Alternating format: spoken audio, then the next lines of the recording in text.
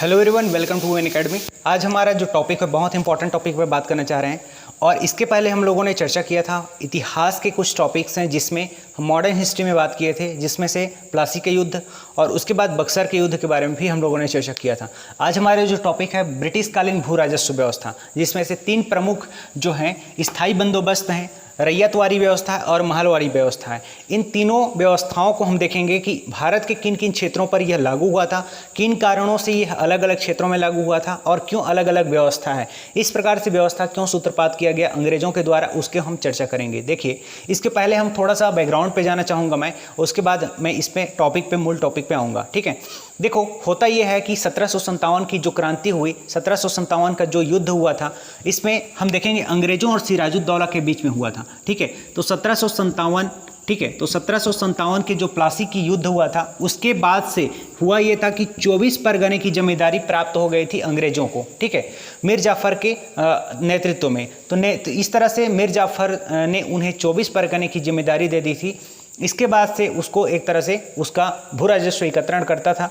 उसके बाद से हम देखें 1760 में एक घटना होती है और उस घटना के पश्चात में मीर कासिम ने तीन प्रमुख क्षेत्रों को जमींदारी के तौर पर उसे भू राजस्व के एकत्रण का अधिकार अंग्रेजों को दे दिया था। ठीक है, तो मीर कासिम ने क्या किया था, तीन प्रमुख क्षेत्रों को, जिसमें से चटगांव था, मिदनापुर था और एक ऐसा क्षेत्र था जो बर्दवान था। ठीक है, तो तीन प्रमुख क्षेत्रों को अंग्रेजों को प्राप्त हो गया। ठीक है, कब हुआ था? 1760 में हुआ था। और एक और घटना होती है, इसके बाद में बक्सर का युद्ध होता है। बक्सर के युद्ध में 1764 में हुआ और 1764 के बाद में एक इलाहाबाद की संधि हुई जो कि 1765 में हुआ था। ठीक है, तो 1764, इसको ऐसे कर सकते हैं, 1764 और 1765 में इलाहाबाद की जो संधि हुई थी, तो संधि के पश्चात में उसे एक और क्षेत्र प्राप्त हो गया, जिसमें से तीन प्रमुख क्षेत्र हैं, जिसमें बंगाल है, बिहार है और उड़ीसा है। तीन प्रमुख क्षेत्र हैं जिसे इलाहाबाद की संधि के पश्चात में अंग्रेजों को प्राप्त हो गया था। इन तीनों क्षेत्रों पर इनको एकत्रण, राजस्व एकत्रण का अधिकार प्राप्त हो चुका था। ठीक है, यहीं पर की घटना है 1765 के बाद में। 1765 में द्वैत शासन प्रणाली शुरुआत हो गई और इसके बाद से 1772 तक द्वैत शासन पद्धति चलती रही और द्वैत शासन पद्धति 1772 में कार्नवालिस ने इसे समाप्त कर दिया। फिर उसके बाद से भू राजस्व व्यवस्था में एक बड़ा परिवर्तन आया, जिसे हम कह सकते हैं 1772 के समय में, 1772 में एक घटना होती है जिसमें से पंचसाला व्यवस्था लाया गया। ठीक है, भू राजस्व की व्यवस्था में पंचसाला व्यवस्था। पंचसाला व्यवस्था क्या होता है? देखिए, पंचसाला व्यवस्था जो 5 वर्ष के लिए एक तरह से भू राजस्व को इकट्ठा करने के लिए एक निश्चित रूप से धनराशि की एक उन्होंने स्वीकार कर ली थी और 5 वर्ष के लिए ये व्यवस्था को लागू कर दिया गया था, जिसमें से बाद में पता चला कि यह जो व्यवस्था है सही नहीं है। इससे अंग्रेज जो है वह राशि को, धन का एकत्रण करने की जो राशि थी उसे बढ़ा नहीं सकते थे। ठीक है, तो इस प्रकार से जो पंचसाला व्यवस्था को 1772 इसमें 77 तक इसे चलाया गया, 5 वर्ष तक, 72 से 77 तक चलाया गया। ठीक है, इसके बाद से 77 के बाद में उन्होंने फिर से यह व्यवस्था को एक साला कर दिया। ठीक है, सालाना व्यवस्था कर दिया। तो इसके बाद से 1777 के बाद में सालाना व्यवस्था यह लगातार चलता रहा। क्लियर? तो ये इसकी घटनाक्रम में इसका इतिहास रहा है। 1777 के बाद से उसके एक साला व्यवस्था चलता रहा और 1790 तक यह व्यवस्था चलता रहा। ठीक है, याद करेंगे 1790 की घटना को। और 1790 में इन्होंने 10 साल के लिए एक नया व्यवस्था लाया और भू राजस्व प्रणाली में उसने 10 वर्षीय व्यवस्था लागू कर दी। ठीक है, तो 10 वर्षीय व्यवस्था जिसे क्या कहा जाता है, 10 वर्षीय व्यवस्था को 10 साला व्यवस्था कहते हैं। ठीक है, तो भू राजस्व व्यवस्था में कार्नवालिस ने 10 वर्षीय व्यवस्था लागू करके इसमें 10 साला व्यवस्था को लागू किया 1790 में। क्लियर? तो यहाँ तक की घटना है 1790 की घटना। अब यहाँ होता यह है कि 1790 में जब लागू किया गया था तो उसके बाद से 1793 में एक महत्वपूर्ण घटना है जिसको स्थायी बंदोबस्त कहते हैं। ठीक है, अब स्थायी बंदोबस्त बहुत ही एक तरह से देखेंगे तो आंतरिक घमासान के बाद में लड़ाई हुई, बहुत एक दूसरे के मत को स्वीकार नहीं किया गया, अंदर आंतरिक रूप से एक तरह से विरोधाभास थे। ठीक है, उनके विचारों में मतभेद था आंतरिक रूप से जो है कि अंग्रेजों के बीच में। उसके बाद भी फिर इस तरह से लास्ट में मान लिया गया कि स्थायी बंदोबस्त ही ज़्यादा सही है और सुटेबल होगा। ठीक है, उस स्थायी बंदोबस्त में यह भी माना गया कि जो भूमि का स्वामी कौन होगा इस पर भी विवाद था, तो उसको भी बाद में मान लिया गया कि जो भूमि का स्वामी होगा वह क्या होगा, जमींदार होगा। ठीक है, तो इस प्रकार से भूमि का स्वामी जमींदार को माना गया। तो यहाँ से व्यवस्था प्रारंभ हो गई और 1793 में एक बार फिर से पुनः क्या कर दिया गया, इस स्थायी बंदोबस्त व्यवस्था को लागू कर दिया गया। ठीक है, 10 साल व्यवस्था के बाद में 1793 में 3 वर्ष के बाद ही इसने स्थायी बंदोबस्त को 1793 में प्रारंभ कर दिया गया। ठीक है, और इस प्रकार से देख सकते हैं कि स्थायी बंदोबस्त को प्रारंभकर्ता किसे कहे जाएंगे, कार्नवालिस को कहा जाएगा। ठीक है, तो कार्नवालिस को स्थायी बंदोबस्त का जनक कहा जा सकता है या इसको प्रारंभकर्ता इसे मान सकते हैं। ठीक है, तो यहाँ से स्थायी बंदोबस्त की जो व्यवस्था है उसे प्रारंभ किया गया। स्थायी बंदोबस्त की जो विशेषताएं हैं उसको देख लीजिए। स्थायी बंदोबस्त में भूस्वामी जो थे वे कौन थे, भूस्वामी के रूप में हमें किसको माना गया, इसमें जमींदार को माना गया। ठीक है, किसको, जमींदार। अब जमींदार जो था वह भूस्वामी था। ठीक है, और यह किसके अंतर्गत था, कंपनी के अंतर्गत था। ठीक है, कंपनी के नीचे में जमींदार इसमें इस तरह से कर वसूलने का काम इसको सौंपा गया। भूमि स्वामी जमींदार थे, इसके नीचे में कौन थे, इसमें किसान थे, इसके नीचे में किसान थे जिससे कर वसूलना था। ठीक है, तो याद रहना चाहिए किसान के ऊपर में जमींदार था, जमींदार के ऊपर में सरकार था। ठीक है, यह व्यवस्था 10 स्थायी रूप से लागू कर दी गई। अब इसके बाद होता यह है कि इसके जो भूमि का जो राजस्व वसूलना था उसको वार्षिक रूप से 3,75,00,000 रुपये निर्धारित कर दी गई।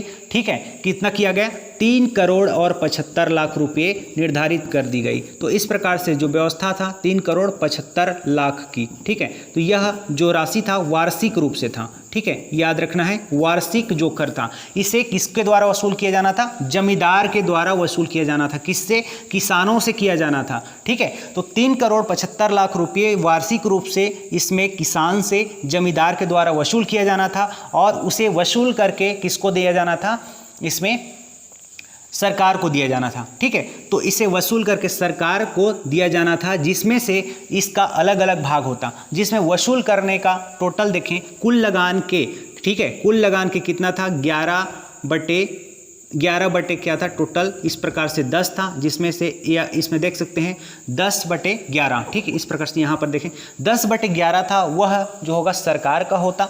उसी में से 1/11 जो भाग होता वह जमींदार का हिस्सा होता। ठीक है, क्योंकि जमींदार अपने वसूल करने का काम कर रहा है, इसलिए जमींदार को भी इसमें 1/11 हिस्सा दिया जाना था, और जबकि सरकार को 10/11 हिस्सा प्राप्त होना था। ठीक है, लेकिन होता यह है कि 3,75,00,000 की वार्षिक रूप से जो वसूल किया जाना था उसमें जमींदार ने 3 करोड़ के रुपये उसमें वसूल नहीं किया गया, बल्कि इसने 13 करोड़ के आसपास इसने वसूल किया। ठीक है, कितना किया, 13 करोड़ रुपये का वसूली की, और इस तरह से किसानों का शोषण होता चला गया।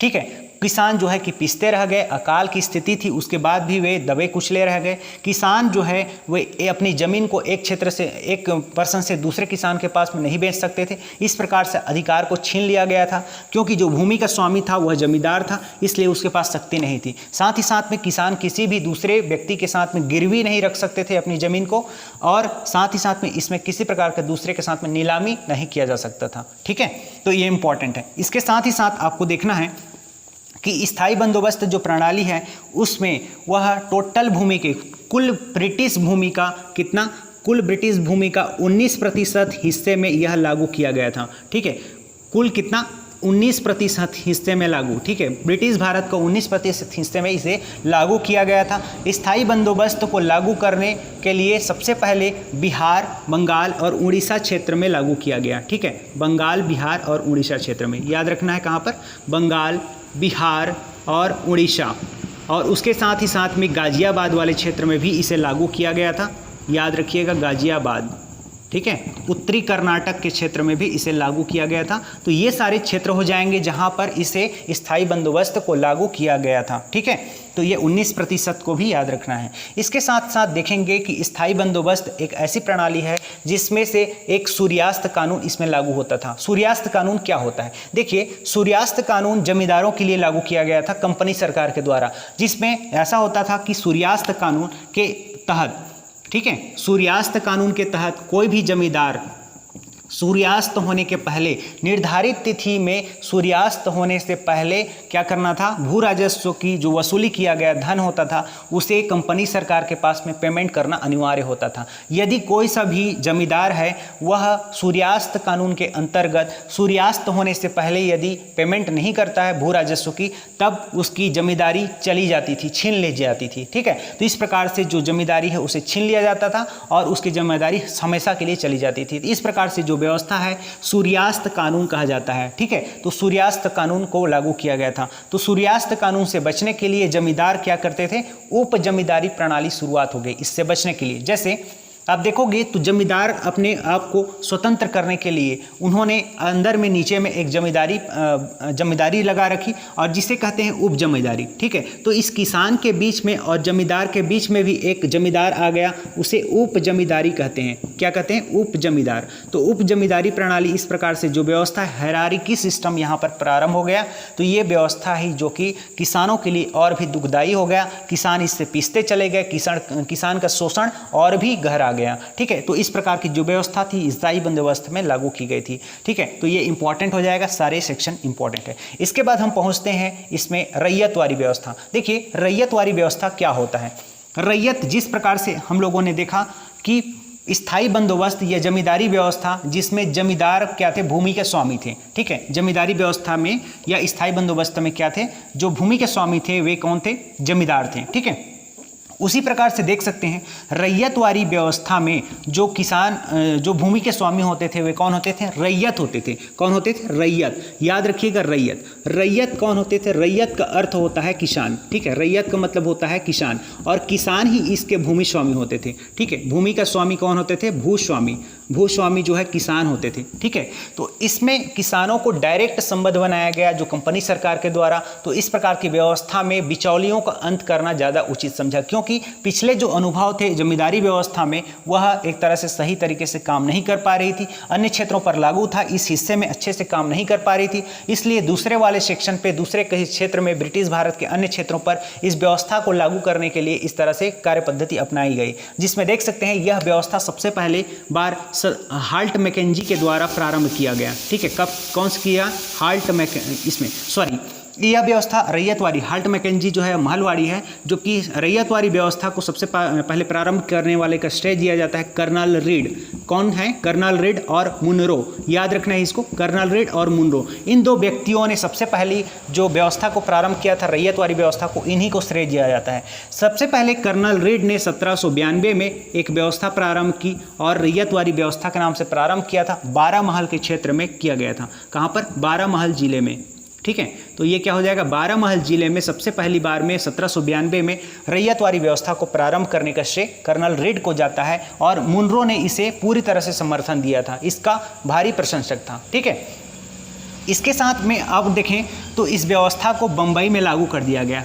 1825 में कब कहाँ किया गया, बम्बई में लागू कर दिया गया। तो इस प्रकार से ये व्यवस्था लागू कर दिया गया रैयतवारी सिस्टम को। रैयतवारी सिस्टम में व्यवस्था में देखें तो इसमें किसी भी प्रकार का बिचौलिया नहीं दिखाई पड़ता है। इसमें किसान और कंपनी के बीच में सीधा संपर्क स्थापित किया गया। इसके साथ ही साथ में रैयतवारी व्यवस्था को कुल ब्रिटिश भारत का 51% भाग में लागू किया गया। कितना, 51%। ठीक है, तो इसलिए यह व्यवस्था सबसे ज़्यादा क्षेत्र में लागू किया गया था। तो इस प्रकार से इस व्यवस्था में जो लगान वसूल किया जाता था वह समस्त उपज का 1/2 भाग वसूल किया जाता था। कितना, लगान जो है 1/2 भाग वसूल किया जाता था समस्त उपज का। ठीक है, याद रखना है, उपज का जो भाग है 1/2 भाग लगान वसूल किया जाता था। इस प्रकार से रैयतवारी व्यवस्था समस्त भारत के अलग अलग क्षेत्रों में, जैसे बम्बई क्षेत्र में, 12 महल क्षेत्र में, इन सारे क्षेत्रों पर लागू किया गया था। ठीक है, so that is very important for us. Okay, इसके बाद हम देखते हैं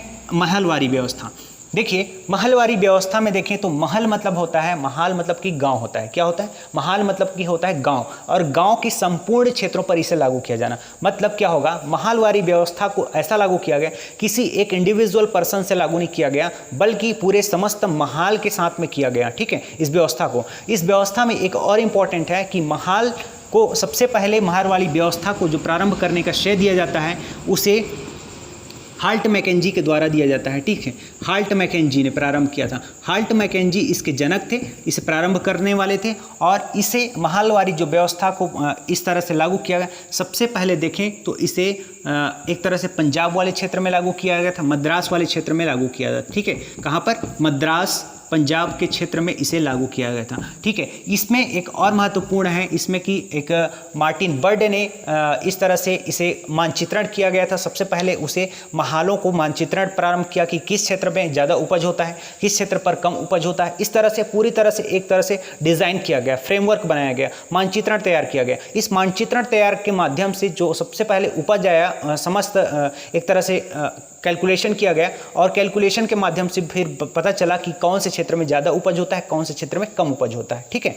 तो इसमें यह होता है कि इसने किसने किया? मानचित्रण का जो कार्य किया था मार्टिन बर्ड ने किया था। किसने किया था? मार्टिन बर्ड ने। इस प्रकार से सबसे पहले मार्टिन बर्ड ने इसे मानचित्रण तैयार किया था। ओके, सो ये बहुत इंपॉर्टेंट है।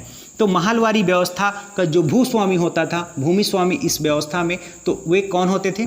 महाल होते थे, महाल या फिर गांव होते थे। संपूर्ण गांव जो होता था वह भूमि स्वामी होता था और उसी के द्वारा इस तरह से महाल में इस तरह से कंपनी सरकार को एक तरह से व्यवस्था थी और इनके साथ में पेमेंट होता था। इसमें भी किसी भी प्रकार का बिचौलिया नहीं था और इसलिए इस व्यवस्था का भी एक अच्छे तरीके से संपादन हुआ। इस व्यवस्था में देख सकते हैं महलवारी व्यवस्था था वो संपूर्ण ब्रिटिश भारत का 30% क्षेत्र को, यह हिस्से को लागू किया गया। इसमें कहाँ पर? 30% हिस्से में यह लागू किया गया और 30% हिस्से में लागू करके संपूर्ण भारत में एक तरह से महलवारी व्यवस्था जो कि इंपॉर्टेंट है, पंजाब मद्रास के क्षेत्र में इस तरह से देख सकते हैं, ठीक है। राजस्थान के क्षेत्र में भी दिखेगा, उत्तर प्रदेश मध्य प्रांत के क्षेत्रों में भी महलवारी व्यवस्था को इस तरह से लागू किया गया था, ठीक है।